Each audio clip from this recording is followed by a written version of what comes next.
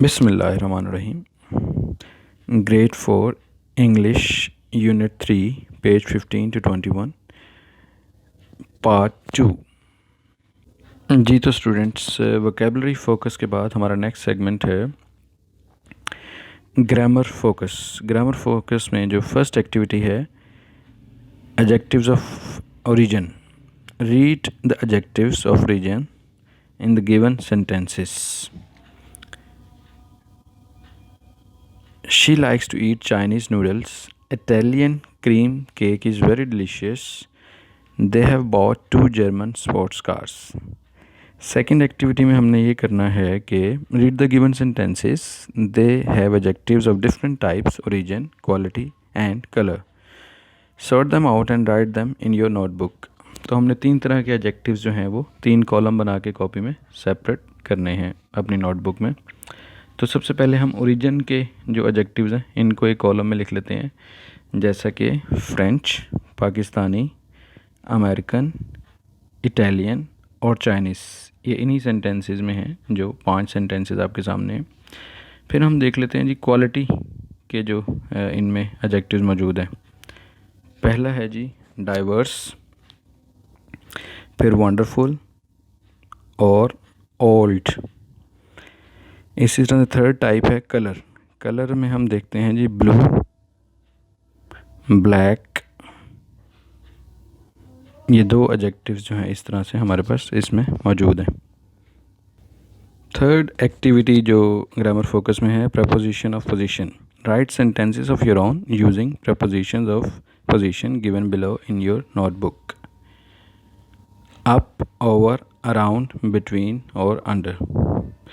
तो सबसे पहले हम अप को देख लेते हैं। हम इन सब को सेंटेंसेस में बारी बारी यूज़ कर लेते हैं। I am waiting here, please come up. Next, let's not fight over this issue, या फिर पोजीशन के लिए हम कर सकते हैं he walked over this bridge. Third है she is wearing a necklace around her नेक।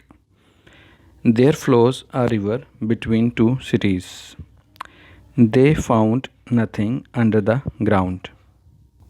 जी तो फोर्थ एक्टिविटी में बेसिकली हमने डिफ्रेंशिएट करना है इट्स, जो कि एक पोजेसिव प्रोनाउन है विदाउट अपोस्ट्रोफी, और एक इट्स कॉन्ट्रैक्शन है इट इज़ की शॉर्ट फॉर्म।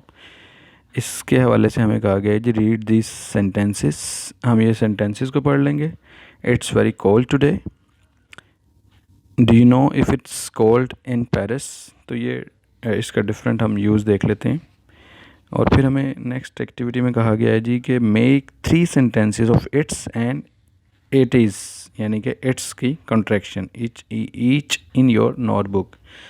तो हम पहले इट्स के 3 सेंटेंसेस बना लेते हैं जो विदाउट अपोस्ट्रोफी है।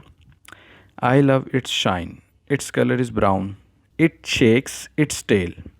इसी तरह से जो इट इज़ है contraction, yes it is 5 o'clock। Second sentence it is too late, यानी कि it's too late to join. It's my player to have you here. इसकी जो 6th एक्टिविटी है next, rewrite the sentences by capitalizing the initial letters of the names of days and months. तो simply हम इसमें जो sentences में days और months के नाम हैं, जैसा कि संडे, मंडे, अप्रैल, जुलाई, दिसंबर, इनको कैपिटलाइज कर देंगे। तो ये हमारी एक्सरसाइज सॉल्व हो जाएगी। जी तो स्टूडेंट्स, नेक्स्ट सेगमेंट है हमारा राइटिंग फोकस। ये है शॉर्ट नोट्स के हवाले से।